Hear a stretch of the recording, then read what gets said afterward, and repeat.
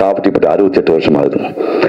கை தூக்குங்க, காஃபி சாப்பிடலாம், கை தூக்குங்கப்பா, ₹1 இருக்க மாட்டீங்க, தூக்குங்க, பரவாயில்ல 2 மணி கை தூக்குறானுங்கடா, அடா மகனே ராஜா.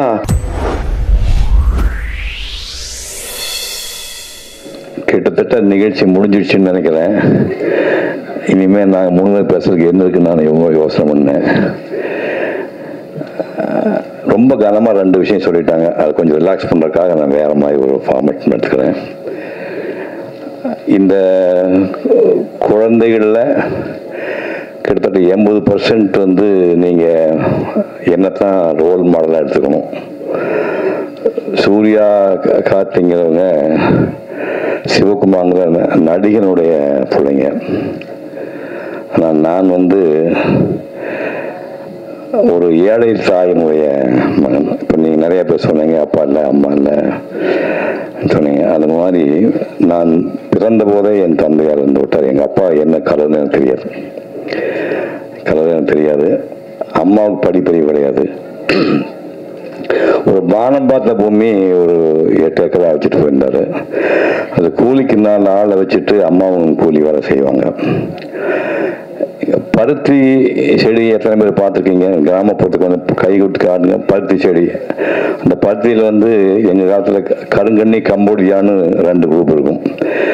கருங்கண்ணிங்கிறது செம்மண் நிலத்தில் விளையக்கூடியது, கம்போடியாங்கிறது கரிசல் மண்ணை விளையக்கூடிய ஹைடெக் பருத்தி. அது இந்த செம்மணத்தில் கருங்கண்ணி வந்து பருத்தி எடுத்து முடிஞ்ச உடனே அந்த காஞ்சி போனால் அதுக்கு வேலை மாறு, பருத்தி மாறுன்னு சொல்லுவாங்க. அதை வந்து மனுஷங்கன்னா பூமியிலேருந்து பிடுங்கி எடுக்கணும். ஒரு 6-7 பேர் வந்து அதை கூலிக்கு பிடுங்கிட்டு இருக்கும்போது எங்கள் அம்மாவும் கூட போய் பிடுங்குவாங்க. அந்த சாயங்காலம் வரைக்கும் நீங்கள் பார்த்தீங்கன்னா ரஃபாக கணக்கு போடும்போது ஒரு 10,000 பருத்தி மாறு நீங்கள் சாயங்காலத்தில் எங்கள் அம்மா பிடுங்கி ஆகணும். பிடுங்கினா ஈஸியாக வராது. முக்கி பிடுங்கி எடுக்கும்போது 10-15 பிடுங்கும்போது லேசாக அது செவப்பு கலராகி கொஞ்சம் நேரமாகி மத்தியானத்துக்குள்ளே இது தோல் உறிஞ்சிடும். முதல் கொப்பளமாகி உள்ள மாற்றுறதுக்கு அப்புறம் அதே உறிஞ்சிடும். நான் பல தடவை என் தாயாரை மாலையில் போய் பார்க்கும்போது வெள்ளை துணி சுற்றிட்டு இருப்பாங்க. அந்த துணியை பிரித்து காட்டினா உள்ள வந்து செப்ப திட்டுருக்கும். அந்த துணியை ஃபுல்லாக எடுத்தால் ரத்தம் வந்துட்டுருக்கும். இப்படியெல்லாம் வேலை செய்த என் தாயாரை நான் கண்ணால் பார்த்தவன். பஞ்சம்னா அவங்களுக்கெல்லாம் என்னென்னு தெரியாது. பஞ்சம்னா உணவு தான், எதுவுமே விளையாது. அந்த காலகட்டத்தில் ஒட்டக பால் பவுடர் கொடுப்பாங்க. ஒட்டக பால் பவுடர் சாப்பிட்டவங்க யார் இருக்கீங்களா? அங்கே யாராவது கை தூக்க முடியுமா? ஒட்டக பால் பவுடர் இங்கே ஒரு கல்யாணி ஒருத்தருக்கார். ஒட்டக பால் பவுடர் ஒன்று கொடுப்பாங்க. அதை வந்து ஹாட் வாட்டரில் போட்டு கொஞ்சம் சர்க்கரையும் போட்டு குடிக்கும்போது அந்த கவுச்சி வரும். அந்த ஒட்டகத்தோட நாத்தம் வராது. நான் குடிச்சிருக்கேன் ஒட்டக பால் பவுடர். இதுக்குமே வசதி இல்லாதவங்களுக்கு ஆத்தோரம் கற்றாழைன்னு கிராமப்புறத்து மக்களுக்கு தான் தெரியும். கற்றாழையில் அந்த இலைகளை வெட்டிட்டீங்கன்னா கீழ்ப்பு அடியில் வந்து ட்ரங்க் இருக்குது, அடி மரம் இருக்கும். மரத்தில் கடப்பாறையை போட்டு நம்பினீங்கன்னா உள்ளே வந்து யானையோட தந்தர் கலர் ஒரு வெண் பழுப்பு கலரில் கிழங்கு வரும். அந்த கிழங்குல வந்து இவ்வளோ இது பேர் குதிர்னு பேர். மொடாங்கிற சிறுசாக இருக்குது, பெருசாக இருக்கு பேர் குதிர்னு பேர். குதிருக்குள்ளே ஒரு பாதி குதிருக்கு வந்து கட்டி அதை போட்டுட்டு கொட்டையை நீக்கி நார் வச்சு புளியை உள்ளே போடணும். அதுக்கப்புறம் கருப்பட்டி வந்து தட்டி ஒரு 10-20 கருப்பட்டி பட்டு அதை உள்ள தட்டி உள்ளே போடணும். போட்டு ஒரு பாதி குதிரைக்கு தண்ணி ஊற்றி 24 மணி நேரம் இறைச்சிங்கன்னா அந்த பழுப்பு கலரில் உள்ள அந்த கிழங்குல வந்து இந்த புளியோட எசன்ஸும் கருப்பட்டி எசன்ஸ் சேர்ந்து திருநெல்வேலி அல்வா கலர் இருக்கும். இதை வச்சு பார்த்தீங்கன்னா திருநெல்வேலி அல்வா மாதிரியே இருக்கும். சாப்பிட்டீங்கன்னா 2 ஹவர்ஸில் லூஸ் மோஷன் போகும். இதெல்லாம் நாங்கள் சாப்பிட்டு பார்த்துருக்கோம். படுத்துட்டு இருக்கும்போது திடீர்னு எனக்கு சாப்பாடுன்னா எங்கள் காலத்தில் சாப்பாடெல்லாம் தினமும் சமைக்கிறதுலாம் கிடையாது. காலையில் முந்தின நாள் செஞ்சு பழைய சாதம் இருக்கும், சோளச்சோறு இருக்கும். அடிப்பத்தினா அதுக்கு சீவச்சோறு சொல்லுவாங்க. சீவச்சோறத்துக்கு ஒரு சின்ன பீஸ் போட்டு பால் எப்படி மாடு இருக்குனால தயிர் கிடைக்கும். தயிரும் சீவச்சோறு போட்டு தான் நான் அந்த ஒரு 6-7 ஆண்டுகள் படிக்கும்போது காலையில் சாப்பிடுவேன். அப்புறம் தாங்க முடியாமல் ஒரு இடத்துல எங்கள் அம்மாட்ட பொங்கச்சோறு போட முடியாமல் நீ எதுக்காக நீ பெத்த அப்படின்னு கேட்டேன்.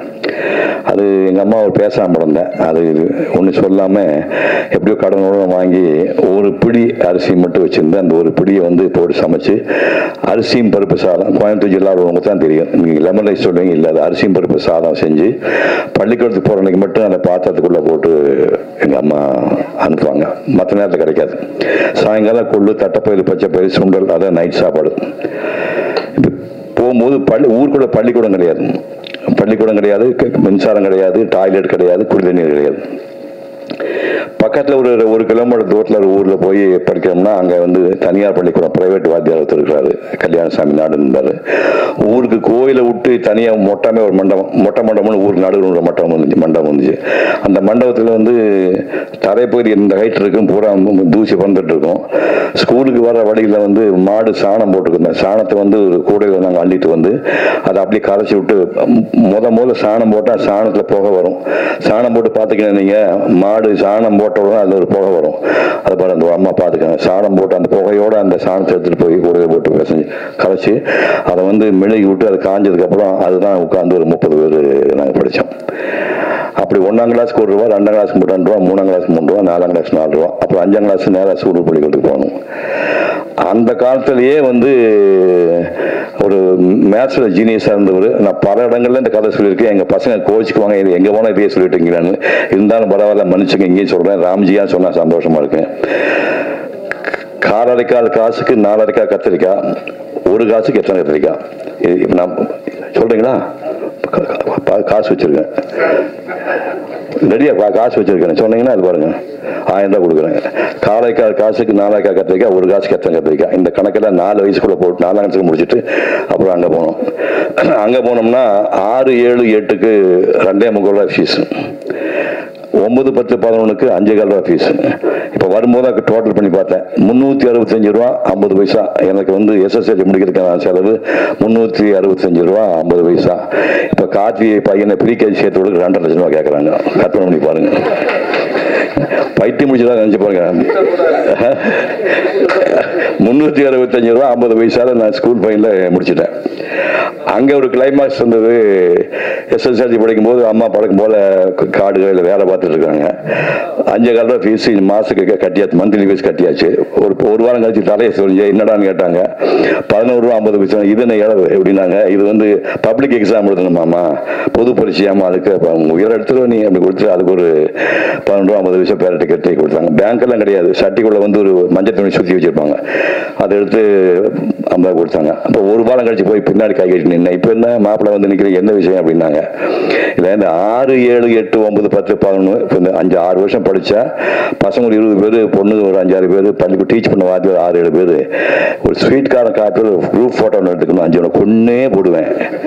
5 குழந்தைங்க வந்துச்சு, ஒன்றா செத்து போச்சு. ஒரு பையன் செத்து போச்சு, பொண்ணு செத்து போச்சு, ஒன்றா பிளேகர் செத்து போயிட்டான். ஒரு பொண்ணு 5ஆவது குழந்தை கொன்னே போடு பையிலான பரவாயில்ல. நான் பேசாமல் வந்துட்டேன். அன்னைக்கு போய் அந்த எல்லாரும் போனாங்க. என்ன மாதிரியே கூட படிச்சவங்கள நான் எப்பவும் 4th ரேங்க் விட மாட்டாங்க. ராட்சச பயிலுக்கு முன்னாடி 3 பேர் விடவே மாட்டேன். என்ன முக்குனாலும் விட மாட்டாங்க. 4th ரேங்க்ல கஷ்டப்பட்டு படித்தேன். அந்த 1, 2, 3லையும் 2 பேருக்கு வீட்டில் கையில் காசு கொடுக்கல.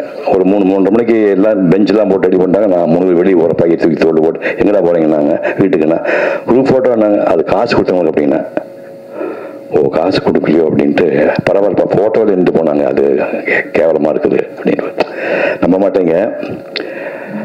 எங்க குரூப் ஃபோட்டோ யார் வீடு இருந்தாலும் நான் பார்க்க மாட்டேன். இப்போ எங்கள் குரூப் ஃபோட்டோ வச்சுருந்தா நான் எனக்கு கண்ணு இருட்டேன்.